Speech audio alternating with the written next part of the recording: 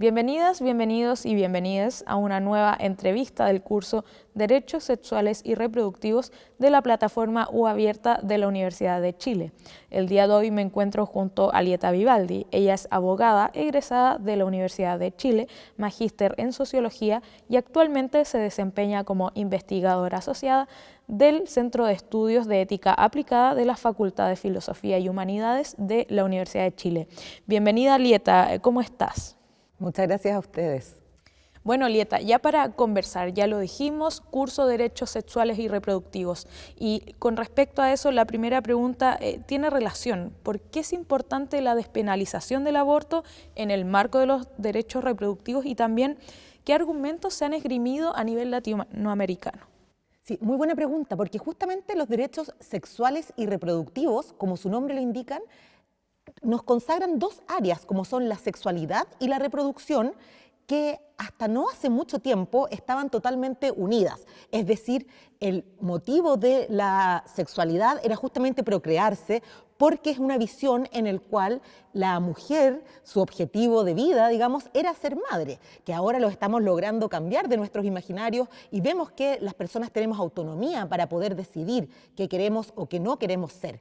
Pero claramente hasta hace no mucho la sexualidad estaba ligada a la reproducción y los derechos sexuales y reproductivos involucran justamente la capacidad de poder decidir, por una parte, si se es padre o madre o no, cuántos hijos se tienen, su espaciamiento, tener también el acceso a las tecnologías para poder ser madre o padre si así se desea, tener la educación y la información para poder tomar decisiones y asimismo el poder ser más libres. Incluso se ha consagrado también recientemente el derecho al placer y esto implica también el derecho a conocerse más, el derecho a poder tomar decisiones sobre nuestro cuerpo que estén informadas. Entonces, en este sentido, en los derechos, si pensamos cuando nacen como tales, o sea, cuando se empiezan a consagrar los derechos humanos, los derechos sexuales y reproductivos no estaban considerados desde un inicio porque justamente es un derecho que involucra un área de la vida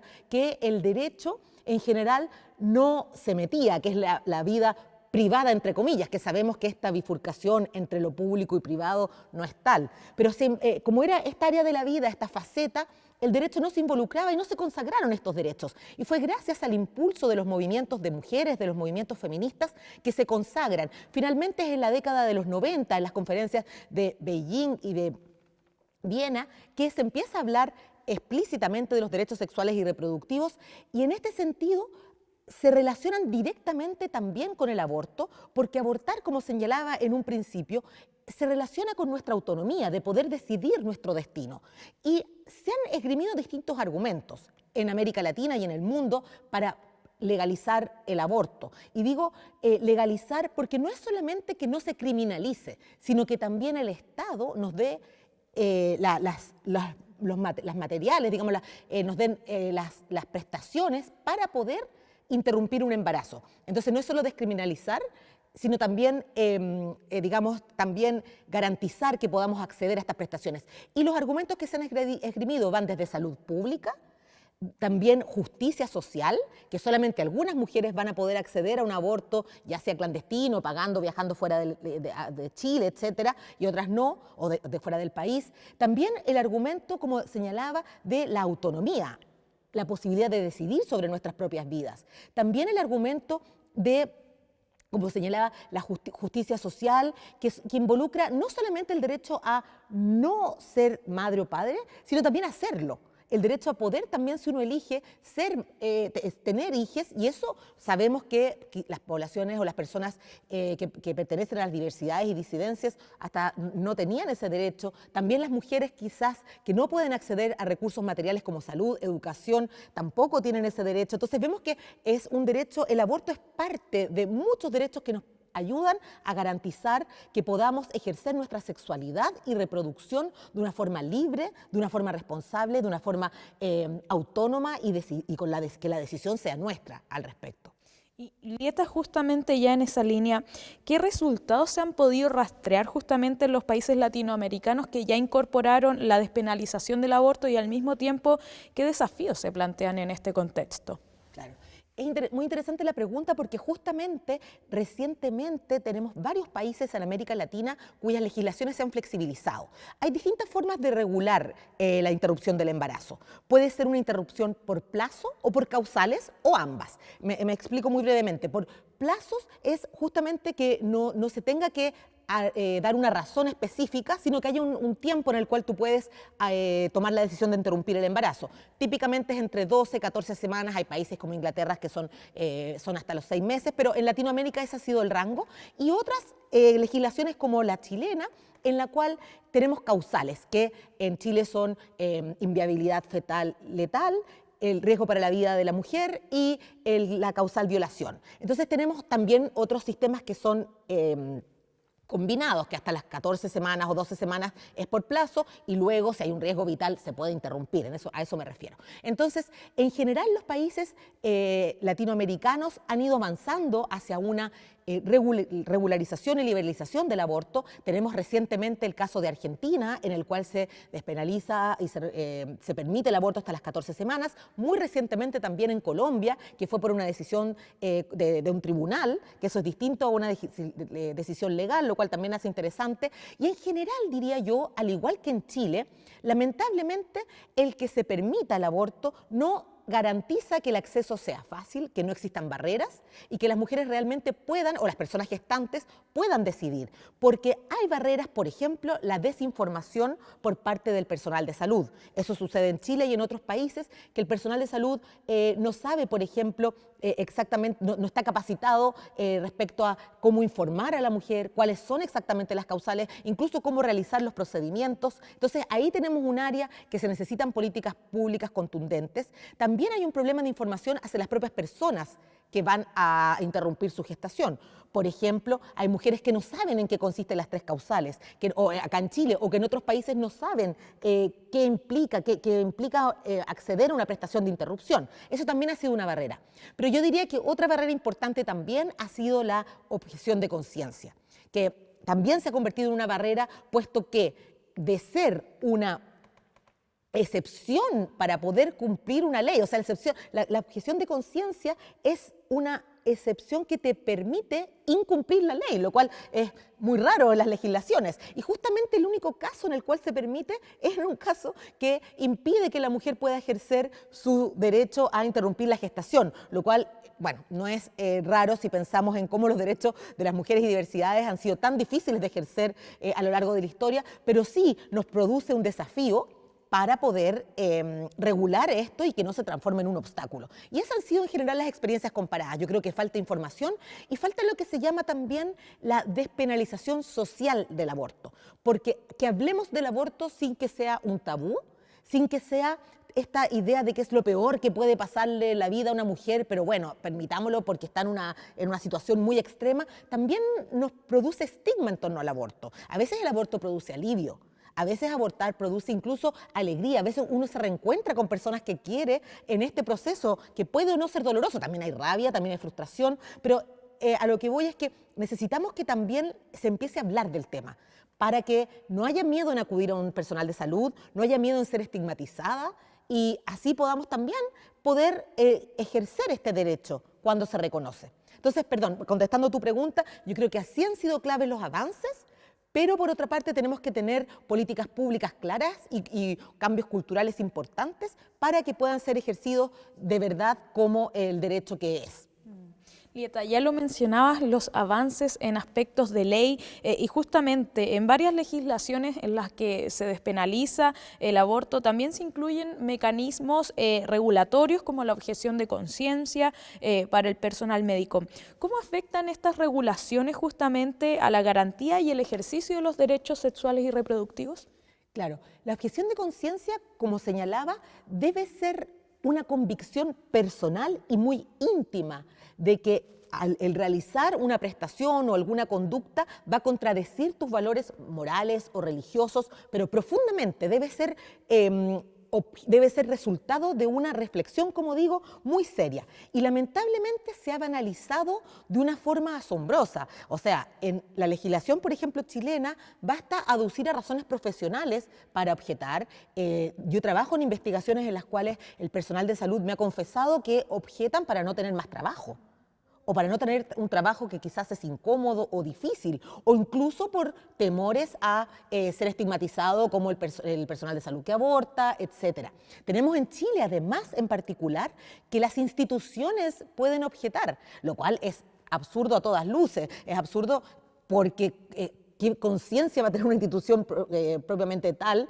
Si bien hay idearios, no es lo mismo que pensar que tienen conciencia. Y así hemos visto que incluso con el fallo del Tribunal Constitucional, aquellas instituciones que reciben fondos del Estado, que son privadas pero reciben fondos del Estado, se les permitió objetar como institución, lo cual también produce claramente muchas restricciones y barreras para que las personas puedan acceder a esta prestación. Y vemos que hay sectores de Chile en los cuales la objeción de conciencia sigue siendo altísima. Y como vemos, no es solamente una objeción de conciencia declarada, que es también grave, pero también es la no declarada. Es cuando a la mujer no se le informa, por ejemplo, para que no acceda a la prestación. O, por ejemplo, como señalaba, el mismo hecho de que, no, que se estigmatice a quienes realicen o no. Entonces, quizás tú eres un personal que querría hacer la prestación y no la hace finalmente por el miedo a ser juzgado por tus pares.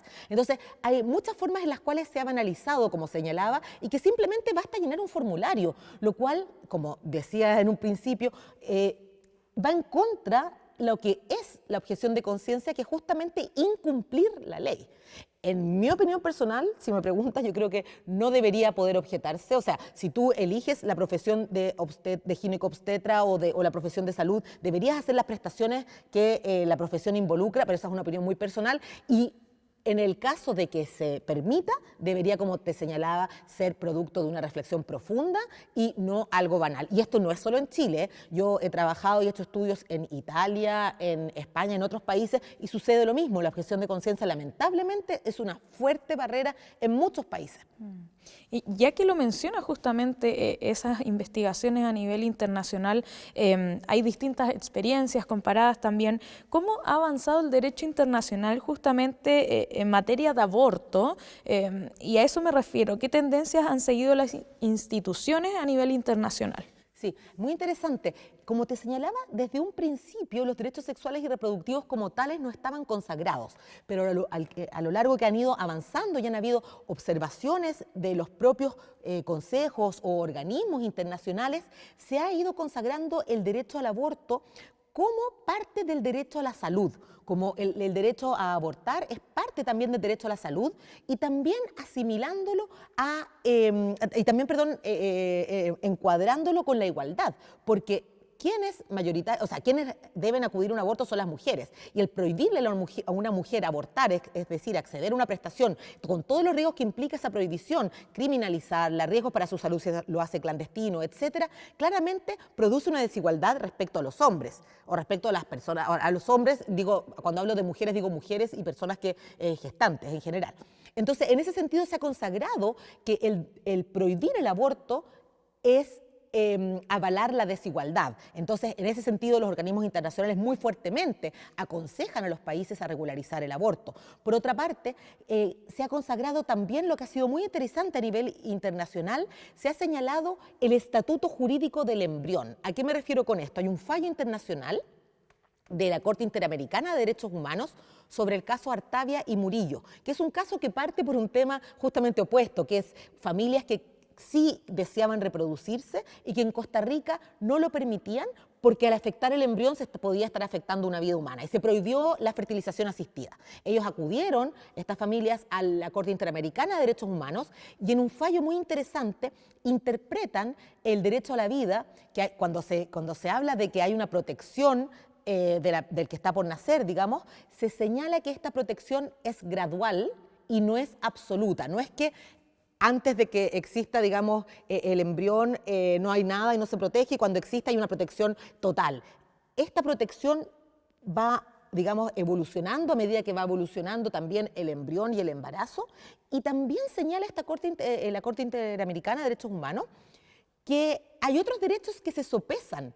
Hay, por ejemplo, el derecho de las mujeres a decidir, su propia autonomía, su derecho a la vida. Entonces, jamás puede ser absoluto un derecho. Eso pasa con todos los derechos, pero lamentablemente visiones conservadoras habían entendido que el embrión primaba por sobre todo, entonces era intocable. Y vemos que gracias al derecho internacional hay interpretaciones y, por ejemplo, que eso fue muy citado en Chile cuando se permite en 2017 la interrupción del embarazo en 3 causales, que digamos que va evolucionando en forma gradual y esta misma gradualidad nos permite hasta ciertos momentos permitir el aborto. Y ese a qué momento va a ser corresponde al legislador, a la legisladora, digamos, y a los propios estados determinarlo. Pero no es que sea una protección absoluta como se entendió en países conservadores como el nuestro y tan influenciados por la Iglesia Católica, que digamos que el embrión era intocable y también un imaginario de que el embrión casi está flotante. Y bueno, ahí lo decía una vez una política que también queremos, ¿cómo fue lo que dijo? Que la mujer era una portadora, ay, se me olvidó exactamente, pero bueno, que éramos como casi que el envoltorio del feto, y eso claramente no es así. Entonces, a medida que vayamos reconociendo que las mujeres sí somos sujetas de derecho, eso nos reconoce también como ciudadanas. Y eso el derecho internacional cada vez más lo ha ido reconociendo. Y como señalo, distintos, digamos, organismos lo han ido reconociendo como parte del derecho a la salud, también como parte del derecho a la igualdad, y entre muchos otros, y también como señalaba en clave el estatuto jurídico del embrión, cómo ha ido cambiando y cómo gracias a eso hemos podido ir liberalizando las legislaciones tan absurdas que habían y tan prohibitivas. Y en esa línea, justamente, y ya para ir finalizando esta entrevista, comentamos los avances, pero comentemos también cuáles son los desafíos. Y acompañado de esa pregunta, tengo aquí un símbolo de la lucha feminista del aborto. ¿Qué significa este pañuelo y justamente cómo se vienen estos desafíos en Latinoamérica y quizás también abordar la situación en Chile? Sí. Bueno, ese pañuelo para mí es esperanza, es unión también. Fue increíble cómo esta marea verde inundó no solamente Latinoamérica, sino también el mundo entero. Cómo ese pañuelo simboliza hoy en día la esperanza de que las mujeres podamos decidir sobre nuestros cuerpos, las personas podamos decidir sobre nuestros cuerpos. Y también es interesante acá una perspectiva interseccional también pensarlo, porque no todas las personas, como señalaba, tienen igual acceso a las prestaciones. Y yo creo que los movimientos feministas han sido clave en mostrarnos las necesidades de que tanto niñas, independientes de sus clases sociales, que lamentablemente existen abusos sistemáticos aún hacia niñas, niños y adolescentes, y cuyo resultado puede ser un embarazo, personas de distintas también razas o pueblos originarios. Vimos cómo, por ejemplo, el caso de Fujimori en Perú, se esterilizaron forzadamente a mujeres indígenas. Vemos también cómo este pañuelo nos da esperanza de que podamos así decidir sobre nuestros destinos. Nos da también una unión, una idea de que hay que reconocer las diferencias, como señalaba, que todas las personas tenemos, pero que estas diferencias no nos separen y nos unen también este deseo de una vida más libre, una vida informada de qué es lo que queremos hacer con nuestro cuerpo y también en lo colectivo, también esta individualidad, vivirla juntas, como nos hemos apoyado muchas veces también, y que estas luchas también sirven y cruzan cordilleras. Eso también es muy esperanzador. Y por otra parte, estamos en un momento esperanzador en Chile, estamos con un nuevo gobierno que se ha declarado feminista, que ha declarado como una de sus prioridades también el que el aborto sea una realidad, que sea legalizado, y también un momento muy esperanzador con respecto a nuestra nueva Constitución, que consagra de una forma muy robusta y muy importante los derechos sexuales y reproductivos, y todos los aspectos que hemos estado conversando. Consagra también incluso lo que ha sido muy debatido, y me gustaría detenerme acá un momento, consagra la posibilidad de interrumpir un embarazo. Y eso ha sido interpretado como por sectores conservadores, que poco menos esto consagra que hasta los 9 meses se puede interrumpir. Y eso es una caricatura. Lo único que señala es justamente lo que hemos estado conversando, el derecho de una mujer o una persona gestante de poder decidir sobre su biografía, sobre su vida. Y eso es fundamental. Y para decidir sobre su vida necesitamos que el Estado nos otorgue materialmente esas condiciones, nos otorgue prestaciones de salud, nos otorgue educación también, información y así podemos tomar decisiones de verdad. Y eso es súper importante, porque cuando hablamos sobre libertad sola, como hablaba la Constitución del 80, que hablaba que tenemos libertad para poder decidir nuestro plan de salud, esa libertad, ¿quién la tiene? Las personas que tienen, digamos, la plata para decidir FONASA o ISAPRE. Entonces, hoy en día no, la libertad de verdad es una libertad en la cual tengamos los medios para poder ser libres. Para poder ser libres necesitamos tener condiciones materiales. Y eso ha sido muy interesante como la nueva Constitución lo está abordando. Y eso, la verdad, es la esencia de los derechos sexuales y reproductivos. Porque los derechos sexuales y reproductivos no flotan, se relacionan con muchos otros derechos, como hemos estado señalando. Y eso es clave, y así vamos a poder decidir, así el aborto va a poder dejar de ser un tabú, así vamos a poder de verdad vivir una vida más libre y más feliz. Y justamente ya con este cierre, y quiero que aproveches también con ese pañuelo en mano, enviar un mensaje dirigido a las personas que van a hacer este curso, a tu cámara, ahí tienes los minutos que requieras para hacerlo, quizás con esa esperanza que también implica ese pañuelo. Sí, bueno, agradecer que hayan escuchado esta entrevista. La verdad, reitero que estamos en un momento esperanzador porque por fin podemos, entre todas las personas, crear, por ejemplo, cuáles son las leyes que nos van a regir. O sea, cuál es nuestra puesta en común. La Constitución al final es eso. En ese sentido digo que es esperanzador porque podemos decidir no solamente un grupo pequeño en dictadura, el cual estaba conformado mayoritariamente por hombres de una élite, sino distintas personas que fueron elegidas democráticamente y que representan también a distintas personas de nuestro país. Pudimos decidir cuáles son las normas que nos rigen. Y entre esas normas justamente está el poder decidir sobre nuestros propios cuerpos, pero también de una forma informada. Y en ese sentido les mando también un mensaje de esperanza y de que conversemos sobre el aborto, de que no sea un tema tabú. El aborto es parte de la vida reproductiva, es una parte clave de las vidas reproductivas. Todas las personas conocemos a alguien, probablemente ustedes también, que han abortado, han pensado en abortar y no son asesinas, no son personas malas, simplemente han vivido una experiencia vital y que el que lo conversemos también nos ayuda mucho a desmitificar. Y ese desmitificar también involucra, dentro de una perspectiva interseccional, pensar que no todas las personas, por ejemplo, son heterosexuales. Cuando hablamos de derechos sexuales y reproductivos, no solamente las personas jóvenes tienen sexo, las personas de todas las edades, no solamente las personas con las mismas capacidades, digamos, físicas, las personas que tienen alguna discapacidad también tienen derechos sexuales y reproductivos, también tienen sexualidad. Entonces, abrirnos a la idea de que los derechos sexuales y reproductivos son solo aborto o son solo de las mujeres jóvenes de cierta edad, pensarlo desde una perspectiva interseccional y la esperanza, como señalaba, de que por fin vamos a tener un texto constitucional escrito por personas que representan a la diversidad de este país, ya sea en edades, clases sociales, profesiones, pueblos originarios y mujeres.